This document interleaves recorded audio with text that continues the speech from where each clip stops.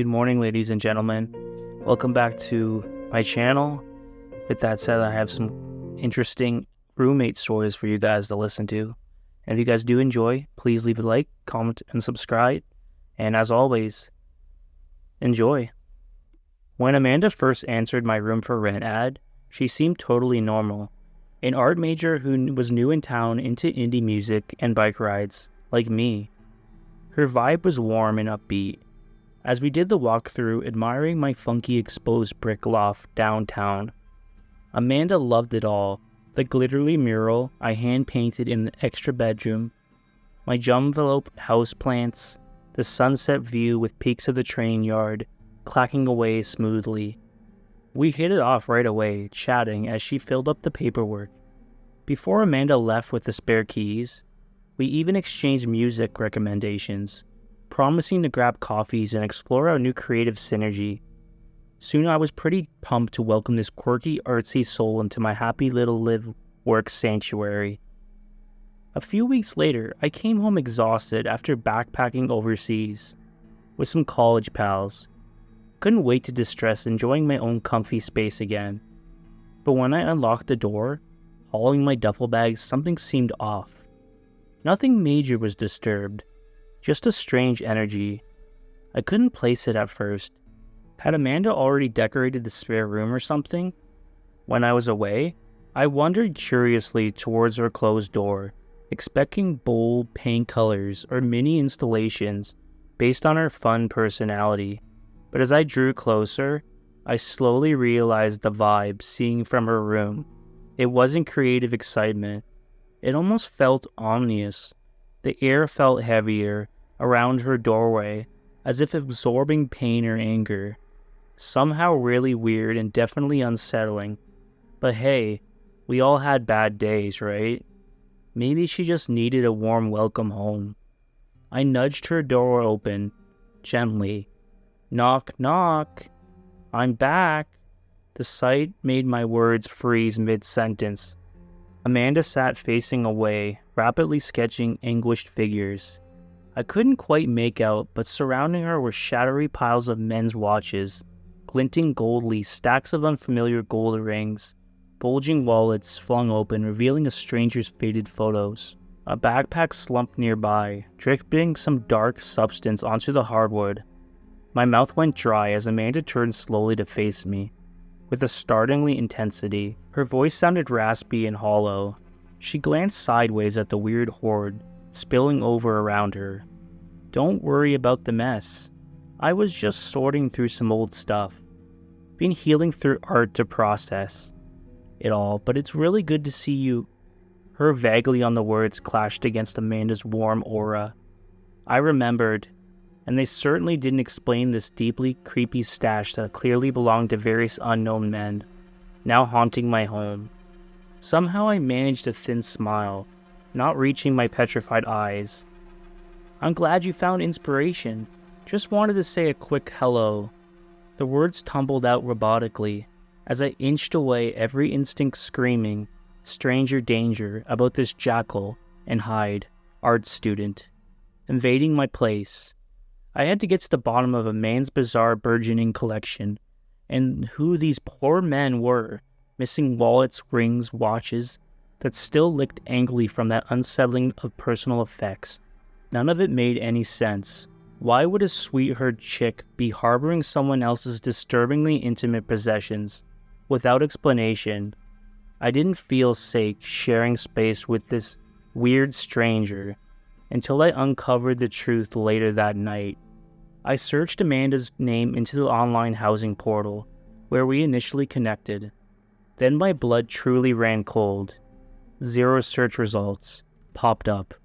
According to all records, Amanda didn't actually exist as a vetted renter on the site, meaning she somehow faked documents and references to get approved under the radar as my roommate. I dug deeper down the rabbit hole, scurrying socials, using photos I had of her, but it was like searching a ghost. Absolutely no online footprint whatsoever. No Instagram, no pics or tags from past dorm buddies, no local galleries featuring her edgy art. It was as if Amanda sprang into existence the precise moment I met her in my foyer. Who rents their doppelganger spare bedroom to harbor strange personal relics secretly in the night? Imagining this artfully cunning actress impersonating my ideal companion, maybe for weeks as I dropped my guard, admiring her fabrications, made venom creep through my veins. Whenever Amanda's true backstory was, I had no desire to stick around finding out. The very next morning, I packed swiftly and split back overseas to nod out my research. Grant. I didn't breathe normally until several times. A week later, finally never looked back, either to see what bizarre rituals involved in my little loft during the dark hours. I instructed the confused rental company to keep my deposit and flip ownership fast to some braver soul. As for me, hard pass on sharing space with deeply unhinged people. I still shudder imagining what masterpiece Amanda crafted from those sorrowful piles of wallets, rings, and watches, glinting angrily as I stupidly handed over my shiny spare keys. Someone behind friendly faces have origins too murky to confront alone in shadowy rooms. Sharing a cramped dorm room with a total stranger at university seemed like a rite of passage. My randomly assigned roommate seemed pretty normal those first awkward weeks coexisting our freshman year. We bonded, as well as two 18-year-olds from totally different worlds can. She was a shy, studious computer science major, totally absorbed in her coding projects and online gaming. I was a dancer, a major consistently blasting Broadway soundtracks, but we respected each other's spaces and opposite schedules well enough. By second semester, Claire and I had even fallen into an easy friendship with him.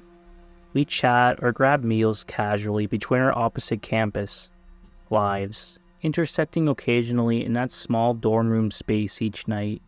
She still struck me as a gentle, nerdy wallflower, focused on academics rather than socializing, and I appreciated Claire's quiet, consistent presence, always working sole at her desk or tapping softly under her lofted bed. Easygoing gal who paid dibs on chocolate, long johns. When I did late-night coffee runs, couldn't ask for a more respectful roomie, considering dorm life often descended into drama. So I was totally caught off guard while tidying up before spring break. Claire had left the previous afternoon for some gaming conference, so I finally had private space again. While swiffering months of dust out from under her loft, something suddenly slid off high above, startling me. To catch it instinctively, the well-worn leather journal tumbled into my hands. Curiosity went out fast, and I cracked it open immediately. Probably bad form to snoop, but hey, she'd written all semester 2 feet above my head, and expects total privacy in a shared dorm. Skimming at first, it was a standard diary cataloging Claire's first-year experiences and initial computer science classes. The earliest entries were pretty mundane, gripping about weird smells in the dining room, struggling with Java syntax, missing her senior rescue terrier vehicle. Nothing shocking or scandalous, really. I smiled reading her first impressions of me during our awkward meeting. Lisa seemed nice and outgoing, pretty much the opposite of me. Maybe she can drive me out of my shell a bit, I thought. Guess we were both cautiously optimistic. Becoming lucky, Ruby popped prizes that first week. I lazily thumbed towards the end as Claire tracked new clubs, joined volunteer projects, completed all the usual soul-searching ink scribbled while adjusting to independent college life. But just a few months earlier, the tone of Claire's journal took an unexpectedly sinister shift. She wrote less about daily class stresses and more intensively analyzing specific encounters with, well, me, like clinical stalker-level examinations, our every conversation and interaction way beyond normal friendly curiosity. She transcribed entire chats I barely remembered, cataloging details like what pajamas I wore as study sessions or snacks I stored in our common mini-fridge. Things where acquaintances might notice in passing, but wouldn't meticulously document. This unsettled me, but I was also unable to stop reading. I pushed faster, through recent entries about me, That's when the scenarios came straight over the cliff's edge, into Crazy Town. As I neared the final pages, Claire's unhinged plans emerged raw and vivid. Lisa leaves at 7:15 on Tuesdays for dance club, so I might have an hour or more solo. She never remembers to lock the bathroom door when she showers. If I send links to her laptop backup, I could monitor whenever she logs onto email or social media accounts. My hands trembled wildly, reading Claire's terrifying elaborate scheming to intrude my personal spaces and privacy through technology access points and easy roommate proximity. This intensely methodical diary reveals she had been documenting my routines for months, with the ultimate goal of complete access to my identity and anonymity. Like some creepy Hitchcock character, biding time, playing nice roomie while constructing intricate thought webs to entrap me once my guard dropped. Fully I felt bile rising as my eyes scanned and re-scanned Claire's notebook, bursting with unhinged musings about infiltrating deeper once she hacked administrative controls. Maybe she attacked my social first, before escalating to watching me remotely through my own laptop camera, with stealth software or disjointed words hinted by finals. She aimed to synchronize all electronics under her omniscient command pinpoint my location constantly. I imagined Claire, the master puppeteer, stalking my every move from the shadows. Once my password, devices, and identity got symbolically transferred to her caustic whims, I slammed the diary shut. Finally, in horror, I staggered backwards and instantly started throwing all my things into suitcases. No way could I spend one more night right below the spider, as she was feverishly plotting total surveillance domination of my college existence. Ditching most possessions, I drove away speedily that same afternoon and switched dorms immediately. Never set foot in that tainted space again. Part of me did worry Claire would hack the housing system to hunt me down, once she realized I had escaped her scheming clutches for good. But thankfully, she didn't reappear anywhere during my remaining uneasy years on campus. Sometimes I still shudder imagining what demonic metamorphosis I could have triggered if I slept in vulnerable obliviousness. Once more night below Claire's quietly unhinging focus. My every habit and routine, she seemed like such a generic introverted computer nerd. Those early months, just another studious, socially awkward freshman, looking at algorithms behind glowing screen late into the night. Above my head until that day I glimpsed the deeply disturbed delusions, scripted secretly about exploiting my trusting nature. As the perfect prey, a hard lesson learned to follow my instincts when a vibe feels off about any friendly face, concealing shadows. Roommates may surface falsely innocent and idly, but keep watch for what sinister plans may take shape once comfortable enough to lay trapdoors. Thanks for listening in. I'm a 27-year-old female, and the story takes place the summer before I had started my sophomore year in college. I just moved into a house that my parents had bought in the area and was trying to help them find another renter to move in before the school year started. One girl, we'll call her Annabelle, responded to one of the ads my dad posted, saying she was moving to the area with her service dog and was looking for a place to live. Reading the description she posted of herself and some of other responses, I wasn't really crazy about her, of course. I'm super introverted and hated having to live with roommates, period. Now I can't remember exactly why she said she was moving to the area. I don't think she was enrolling in school, and she didn't have a job, but she had some reason for why she had to move in super early, before the fall semester.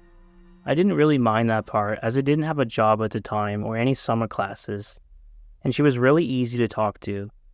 Being so introverted, I got along pretty well with anyone who was extroverted, friendly, and I liked the same things as I did.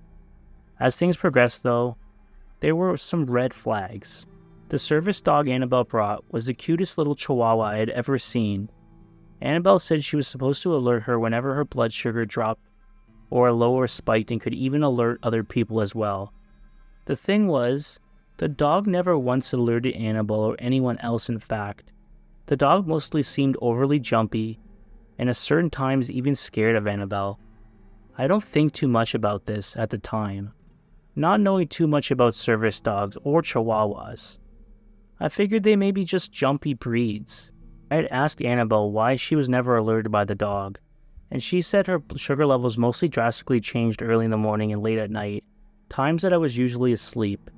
There were other things Annabelle would say that really stood out or just didn't line up. She then said she had recovered from cancer, but never said what kind of cancer or when exactly she had it. She also said that she had taken some really fancy cooking lessons and had learned this really great chicken recipe. She cooked it for me and my family, but it was awful. The chicken was thoroughly overcooked and dried out. She also said she had been an art major, like I was, and even sold quite a few paintings, yet she didn't really have many art supplies. Just 2 small canvases she had painted. She had brought quite a lot of boxes, but never really unpacked any of them. Just kind of shifted through them. And she didn't have any big furniture items like a bed or a dresser. She said that they were in storage unit back in the last town she lived in, and she just hadn't enough room to bring things in the first trip down it. Again, all pretty things that I didn't really think much about and could easily explain away in my mind. She didn't want to talk about her personal medical history. She messed up the chicken because she was really nervous being in a new town and house. She didn't have any art supplies because she was going in a new direction in her life. These were the kind of things I'd say in my head. I would go help her get her furniture in a few weeks, and she would unpack her stuff when she had everything together. My parents had stayed with us for a little bit while doing some house repairs, but they needed to go back home because my dad had to do a wedding. I really wanted to go with them, but they said I needed to stay with Annabelle and make her feel welcome, and also finish a few things they didn't get done around the house. I begrudgingly agreed. Me and Annabelle had fun though. One night we had rented some weird footage movie from the Red Box. It really scared the crap out of me for some reason, and Annabelle teased me about it. She agreed though that it was a terrible movie, and she let me sleep with her in her room that night. The house was kind of big and it made a lot of creaking noises, and I insisted we lock her door and push some boxes in front of it so that if someone broke in, they couldn't get inside the room.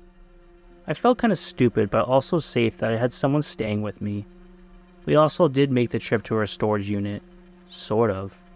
On the way down, Annabelle was telling me how she had apparently sang in a backup choir for some Christian artist, when she then suddenly remembered that she had forgotten the key to the storage unit, and we were way too far to turn back and get it.